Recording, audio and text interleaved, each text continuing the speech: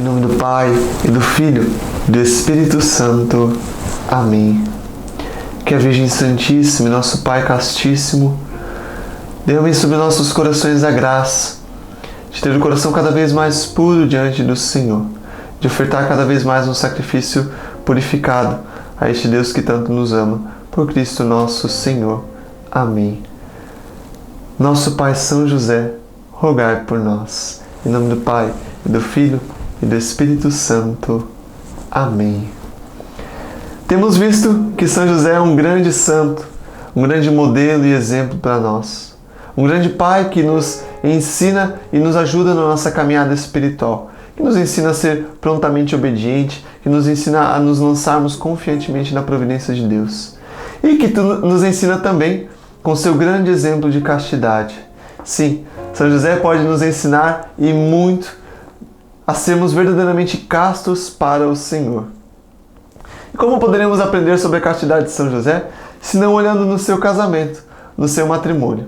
Então a gente utiliza para a imagem a passagem que narra a Anunciação, lá no Evangelho de São Lucas, quando o anjo anuncia a Virgem Santíssima. E ela manifesta, ao anjo a seguinte frase, como acontecerá isso, se não conheço homem algum? Muitas pessoas às vezes pensam que Nossa Senhora ali estava duvidando ou contestando o anjo, ou enfim, qualquer outra coisa. Bom, a gente tem que entender que Nossa Senhora ela tinha um coração inteiramente abrasado por Deus e de forma alguma ela contestaria ou duvidaria. E a gente tem por prova também o fato de que o próprio Zacarias, quando duvidou da palavra do anjo Gabriel, de que poderia acontecer conforme a palavra dele, o anjo lhe deu uma punição, um castigo até que se cumprisse aquilo que aconteceu. Então ele ficou mudo, Então, por que o anjo não teria tido a mesma atitude se Maria tivesse duvidado da palavra dele ou contestado a ação de Deus? Bom, a explicação é que a Igreja entende que naquela fala de Nossa Senhora está presente a manifestação dela porque ela tinha um voto de castidade. Então ela pergunta ao anjo como acontecia isso. Se eu, no meu amor ao Senhor, nesse coração que era inteiramente abrasado e desejava, ansiava ardentemente se entregar totalmente a Deus, e por isso ela tinha esse voto de castidade no coração, como aconteceria isso? Como aconteceria essa missão de Deus na vida dela, se ela tinha feito esse propósito diante de Deus? E é por isso que o anjo explica que o Espírito do Senhor a envolveria com sua sombra, e o poder Altíssimo lhe daria essa graça de conceber. E por isso o filho que dela nasceria seria chamado Filho de Deus, e assim por diante. Então a gente entende que no casamento de Nossa Senhora e São José, Nossa Senhora tinha esse voto de castidade. Agora, como isso é possível, a Virgem Maria ter um voto de castidade, uma mulher ter um voto de castidade no casamento, se o seu esposo também não tivesse um voto de castidade? Se no casamento, se entrega, se tem a pertença, a autoridade sobre o corpo do outro, sobre a vida do outro, então, legitimamente diante de Deus, não é possível que um faça um voto de castidade sem que o outro faça também, ou pelo menos saiba e aceite também esse voto de castidade, e consequentemente faça também um voto de castidade. Ou seja, é necessário que, para um voto ser legítimo diante de Deus, também o esposo ou a esposa faça esse voto de castidade, porque senão comprometeria esse direito sobre um e o outro que se faz no casamento. Então, se a Virgem Maria era casada com São José e ela tinha esse voto de castidade, a Igreja entende, e cada vez mais é uma opinião comum entre os teólogos da Igreja, que São José também tinha um voto de castidade. Ora, a gente entende isso porque se São José era um santo de sétima morada, ou seja, um santo inteiramente abrasado pelo amor de Deus, que tinha um coração inflamado, uma chama viva de amor dentro dele, que desejava se consumir e entregar inteiramente a Deus, é mais do que comum que ele tivesse esse desejo também de se consagrar inteiramente a Deus. Porque é isso que os santos de sétima morada vivem, um desejo de se consagrar e de se entregar inteiramente a Deus.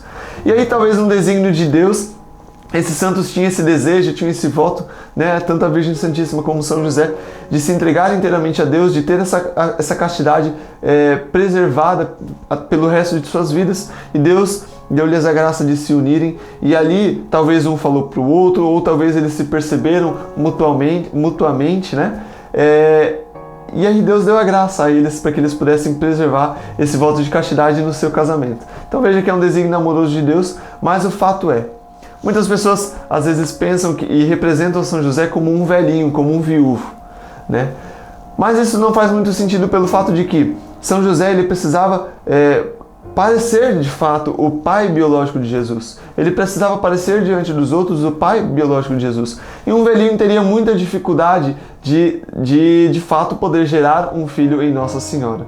Outra coisa também que é muito mais óbvia é que um velhinho não é capaz de ir e voltar a pé do Egito. Então ele não tem condições físicas. E também ele não é capaz de ensinar um ofício de carpintaria, que é um ofício que exige muito, né, ao seu filho. E a palavra diz que, né, Jesus o carpinteiro, ou Jesus o filho do carpinteiro, ou seja, São José ensinou esse ofício a Jesus. Um velhinho não conseguiria ensinar esse ofício, que na época era muito exigente, então ele não teria condições de ensinar. Então o fato é que José era jovem e de fato que ele precisava ter esse voto de castidade, para que Maria também pudesse ter esse voto de castidade. Então, e também faz muito sentido porque como Deus poderia entregar a custódia, a guarda da Virgem Santíssima, aquela que é a Imaculada Conceição, aquela que é a mais pura das puras, como Deus poderia entregar esse tesouro nas mãos de um homem que não conseguisse guardar a sua própria castidade? Ou seja, como ele poderia entregar a Virgem Santíssima para que um homem pudesse cuidar dela e esse homem não fosse capaz de guardar a sua própria castidade? Ou até mesmo de que esse homem fosse ter a mínima tentação sexual com a Virgem Santíssima. É impensável isso porque Deus, nos seus desígnios, ele faz as coisas de forma perfeita. Então, ele justamente preparou tudo isso para que aquele que guardasse a castidade da Virgem Santíssima fosse também um casto. Então, por isso que a igreja invoca São José como São José Castíssimo, porque ele sim teve a sua virgindade guardada e foi casto em tudo aquilo que ele viveu, em tudo aquilo que ele fez. E por isso que São José é um grande modelo e um grande intercessor para nós, para que possamos viver a nossa castidade.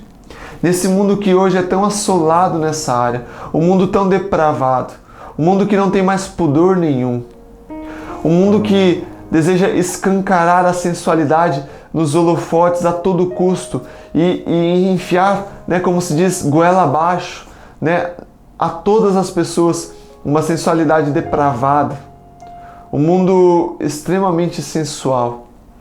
Nesse mundo, São José, ele é um extremo auxílio para nós. Seja para os homens, porque ele foi casto, sim, e ele pode nos ensinar a sermos castos na nossa vida. Seja para as mulheres, porque São José foi aquele que guardou aquela que é a casta das castas, a Virgem das Virgens. Então ele pode também nos ensinar e nos ajudar a guardarmos a nossa castidade na nossa vida. Principalmente para os jovens, para aqueles que corporalmente ainda guardam a sua virgindade, mas também por aqueles que por algum motivo acabaram deixando se macular corporalmente, mas que São José ajude-nos a restaurar a nossa virgindade interior, a restaurar toda a pureza que o nosso coração necessita para apresentar-nos diante de Deus. Como diz a bem-aventurança, felizes os puros de coração, porque verão a Deus. Que São José nos ajude, nos ensine a restaurar tudo aquilo que é a dignidade da nossa alma, pura, concebida por Deus, sem mácula, sem mancha, sem pecado. Que São José nos ajude a guardar a nossa castidade, a restaurar a nossa castidade. E acima de tudo, a nos apresentarmos cada vez mais diante de Deus com essa castidade preservada e guardada.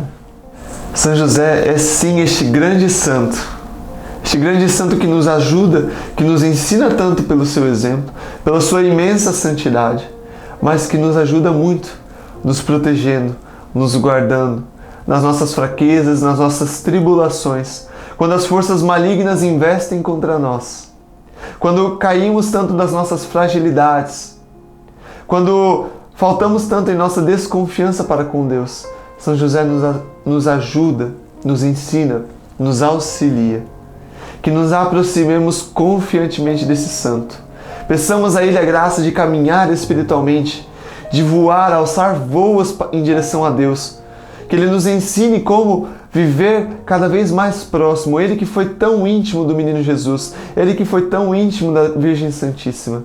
Se a santidade se mede pela intimidade com Jesus, com Nossa Senhora, ninguém melhor para nos ensinar sobre santidade do que São José. A própria Virgem Santíssima, é claro, mas como a gente aprendeu até mesmo do que ela dizia a Santa Teresa, de que ela se alegra que nos aproximemos de São José, que possamos pedir a São José que Ele nos ensine a ser íntimos de Jesus, a ser íntimos de Nossa Senhora. Que Ele nos ensine a trilhar o nosso caminho em direção a Deus com toda a confiança, com toda a pureza de coração. Que Ele realmente guarde a nossa alma, que Ele realmente guarde o nosso corpo, para que possamos permitir que Deus realize o seu desígnio de salvação para cada um de nós. Nosso glorioso Pai São José, rogai por nós. Que Deus Todo-Poderoso nos abençoe. Em nome do Pai, e do Filho, e do Espírito Santo. Amém.